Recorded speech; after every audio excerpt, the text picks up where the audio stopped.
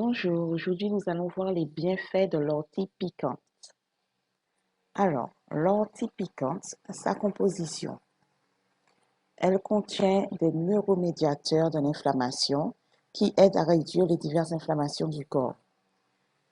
Elle contient des vitamines A, B, C, D, E et K.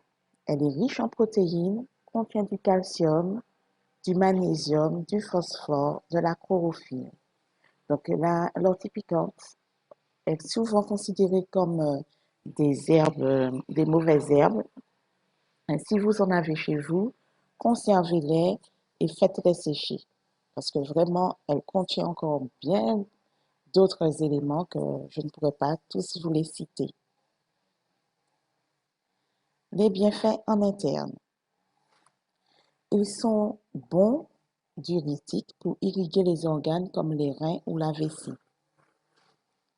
La racine soulage la miction en cas d'inflammation bénigne de la prostate.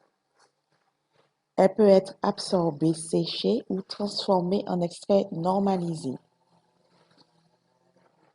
On continue toujours en interne.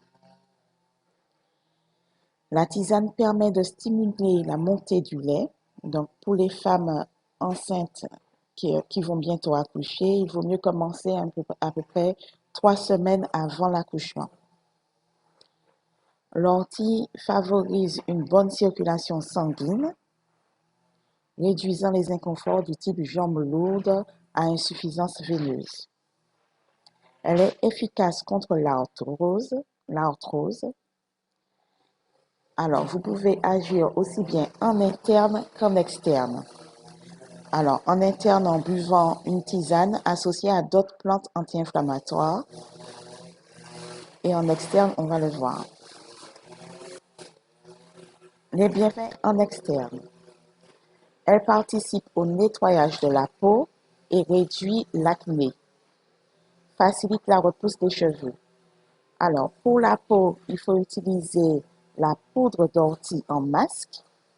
Et pour les cheveux, le mieux, c'est d'utiliser l'huile d'ortie. Ses propriétés alcalinisantes et drainantes permettent de ralentir la production de sébum. L'ortie en cataplasme, associée à l'argile verte, agit contre les douleurs de l'arthrite et de l'arthrose, donc, et des rhumatismes. Laissez agir 30 minutes au minimum. Donc, en interne, vous buvez l'ortie piquante, la tisane d'ortie piquante, et en externe, vous faites des cataplasmes. Alors, vous pourrez trouver sur la chaîne des vidéos pour vous montrer comment sécher l'ortie, comment sécher les plantes en général, comment faire des cataplasmes, comment faire des crèmes, etc. N'hésitez pas à les visionner.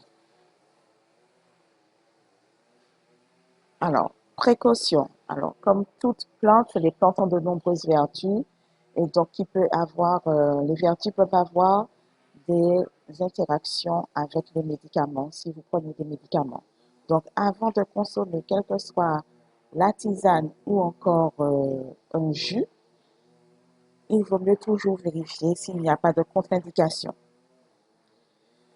Si vous cueillez vous-même vos orties, évitez les feuilles qui vous semblent âgées. Les feuilles âgées ont en effet un mauvais goût et contiennent en plus du carbone de calcium qui s'avère être irritant pour les reins. Consommé à trop forte dose, l'ortie peut réduire les urines. C'est ce qu'on appelle l'oligurie. Alors, comment consommer l'ortie?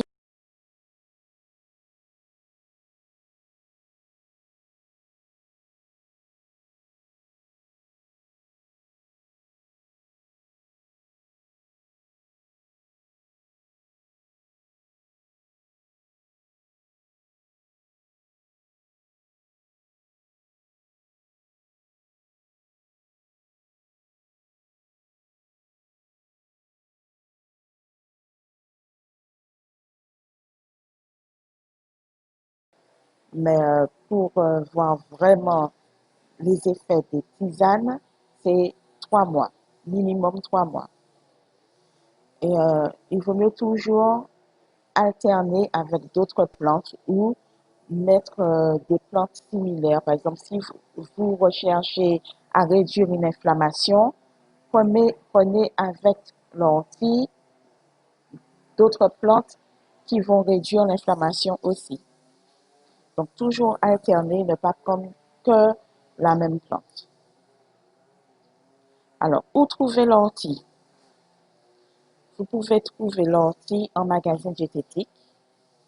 En cliquant sur le lien dans la description, vous aurez un site qui vend des plantes séchées et en poudre bio, ou vous pouvez aussi trouver parfois en hypermarché. Moi, je trouve bien en magasin diététique, donc tout dépend du lieu où vous vivez. Donc, nous avons terminé pour aujourd'hui. N'oubliez pas de me mettre un petit pouce bleu, de vous abonner et de partager. À bientôt!